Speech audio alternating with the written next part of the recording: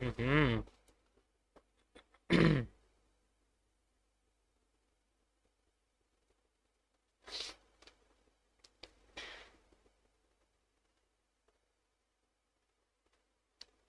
Okay.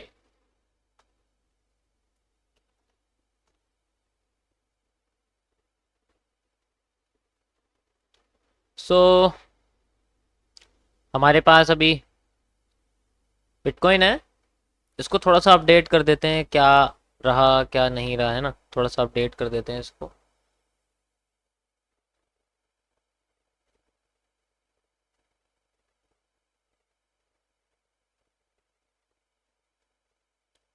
Okay guys, सो यहाँ पर आप देखोगे तो एक ऐसा स्ट्रक्चर सा बन रहा है यहाँ पर। रुको, मुझे लगता है 2 घंटे के टाइम फ्रेम में देखना पड़ेगा। हाँ, ये रहा। सो हमारे पास अभी ये है, ये डायरेक्ट ही नीचे आ गई, ऊपर नहीं गई। कोई बात नहीं, बहुत अच्छी बात है, डायरेक्ट ही नीचे आ गई है। तो आप देख सकते हो, मैंने इसमें एक स्ट्रक्चर आपको बताया था, ठीक है, जिसमें ये था कि ये अपने इस रीज़न को रिजेक्ट करके आएगी, एंड यू कैन सी अपने इस रीज़न को इसने रिजेक्ट कर दिया है, यू कैन सी इजीली।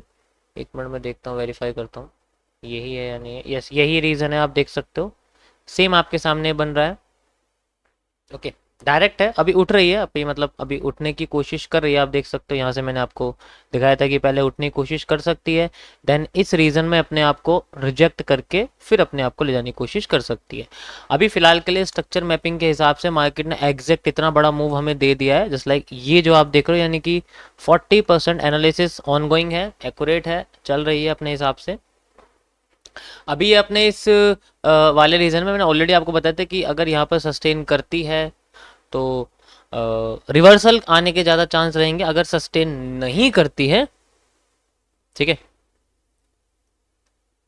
तो वो अपने आप को ऊपर उठाने की कोशिश करेगी। बट मैं चाहता हूँ कि संडे को ना करे, मतलब आज ना करे, कल या परसों करे तो ज़्यादा अच्छा रहेगा, क्योंकि उससे एक अच्छा खासा वॉल्यूम भी जनरेट होगा। वैसे भी रात को यूएसडी मार्केट ओपन हो जाएगी, तो बूम तो फिर भी आना है ही, ऐसा तो हो नहीं सकता कि बूम ना आए।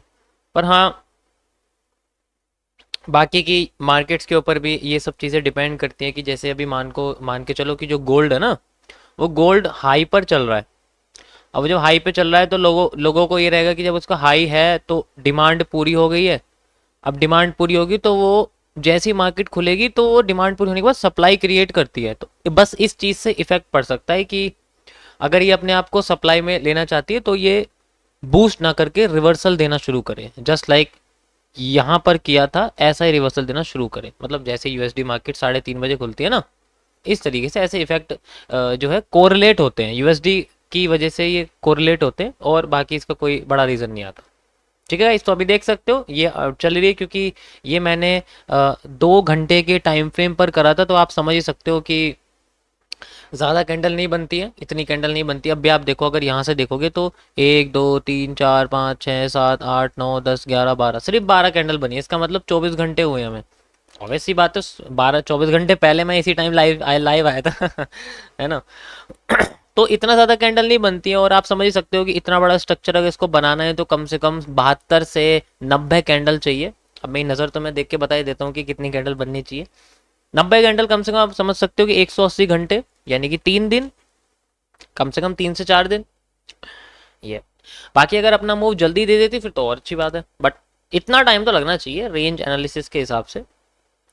ओके गाइस, तो मेरे इसमें कोई नया अपडेट नहीं है फिलहाल के लिए, ये ऑनगोइंग है, ठीक है। इसके सारे एनालिसिस और सारे इसके जो रीजंस हैं विद द डब्ल्यू, जो मैंने आपको बताया था कि आपको जो डब्ल्यू दिखेगा वो ज़्यादातर ऐसा दिख सकता है, ठीक है। बट इसमें क्या दिखा, हमें डब्ल्यू उल्टा दिख गया, कोई बात नहीं,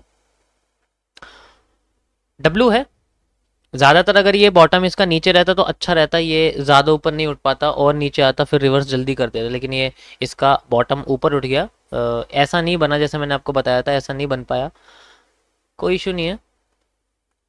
ओके, सो अब हमारे पास इससे रिलेटेड कोई कॉन्सेप्ट नहीं बचा। लाइन चार्ट में अगर आप देखोगे तो सिंपल ये अपने आप को ले जा रही है, ठीक है। इसने ये वाला जो W है वो ऐसा बनाया है, लेकिन मैंने एनालिसिस इसके हिसाब से किया था, बट मुझे ऐसा नहीं मिला। इसका मतलब आगे जाके में भी ये ऐसा कुछ बनाए, ठीक है, देखेंगे आगे जाके जैसा बनेगा, जैसा भी होता। अभी फिलहाल के एनालिसिस बिल्कुल एक्यूरेट चल रहा है। बस यहाँ पर एक ही चीज़ है जो मेरे हिसाब से नहीं हुई, वो है W का राइट साइड। देखो, फेवर में जाना ना जाना एक अलग बात होती है, ठीक है, एनालिसिस के कॉन्सेप्ट में हमारे फेवर में जाना ना जाना अलग बात होती है, वो जिस तरीके से जा रही है वो मैटर करता है, वो जिस तरीके से जा रही है वो मैटर करता है। अब से बोलूँ कि मेरा प्रॉफिट तो हो जाता है, लेकिन मैं इस प्रॉफिट से खुश नहीं हूँ।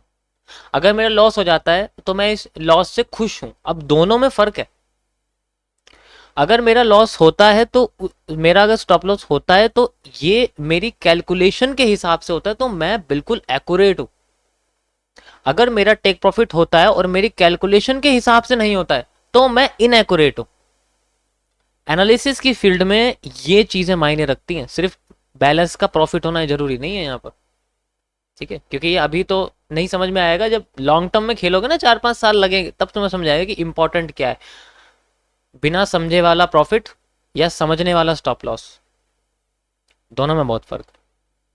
ठीक है, तो बेशक मैं यही कह रहा हूं कि अब मैं ये कह रहा हूं कि मेरे हिसाब से इसमें डब्ल्यू नहीं बना, मैं डब्ल्यू ऐसा चाहता था लेकिन मुझे ऐसा नहीं मिला। फेवर में बिल्कुल चली गई, लेकिन उससे फर्क नहीं पड़ता।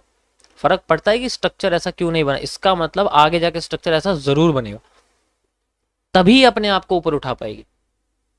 बस जब बनाएगी तो एनालिसिस हमारा कंप्लीट हो जाएगा, बस लाइक दिस। ओके ओके,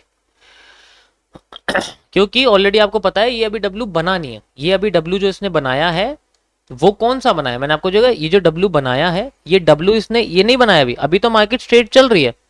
ये तो डब्ल्यू इसने यहाँ बनाया हुआ है, ऐसे करके गई हुई है, यहाँ थोड़ी बनाया हुआ है। डब्ल्यू तो हमारा यहाँ बनना चाहिए, इस रीजन में अभी बना ही नहीं है यहाँ पर, समझे ना। इसलिए जब बनेगा तब देखेंगे कैसा बनता है। ओके गाइस, तो ये था हमारा बिटकॉइन का थोड़ा सा एनालिसिस, एंड अब हम चलते हैं आगे।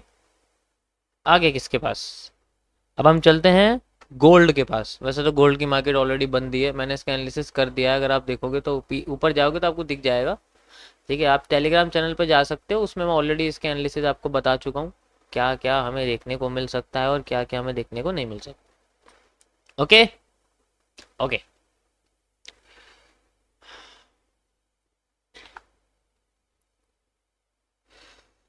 सो अब मैं बिटकॉइन का 30 मिनट्स के टाइम फ्रेम पे देखता हूँ एक बार कुछ दिखता है या नहीं। नहीं, इसमें कुछ नहीं कर सकते, कंसोलिडेटेड है। इसमें सॉल्व तो कर सकता हूँ इसको, लेकिन फिलहाल के लिए कोई फ़ायदा नहीं है, क्योंकि मूवमेंट आते ही स्ट्रक्चर ख़राब हो जाएगा।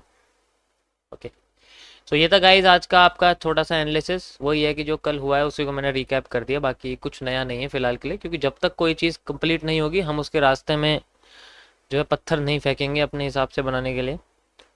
कैसा लगा गाइज आप लोगों को? बाकी थोड़ा सा और अपडेट चाहिए तो आप कल की लाइव स्ट्रीम देख लेना, स्टार्टिंग की आपको दिख जाएगा, ठीक है।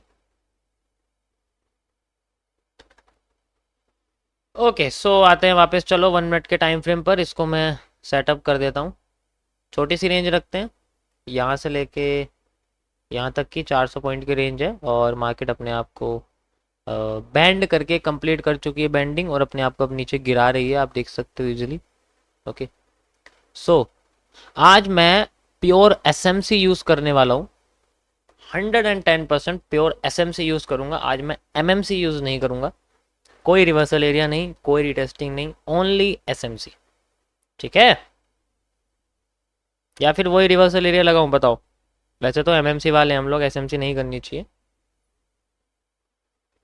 बताओ, चलो तुम बताओ क्या करना चाहिए, एमएमसी करूं, अपनी वाली करूं, या फिर एसएमसी करूं? जो कहोगे वो हो जाएगा।